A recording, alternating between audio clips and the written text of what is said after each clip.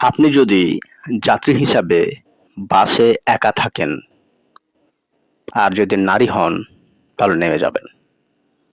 কারণ আপনি ধর্ষণের শিকার হইতে পারেন। যদি পুরুষ হন তবুও নেমে যাবেন। কারণ আপনি ডাকাতির শিকার হইতে পারেন। মোবাইল, মানিব্যাগ ইত্যাদি ছিনতাই হতে পারে।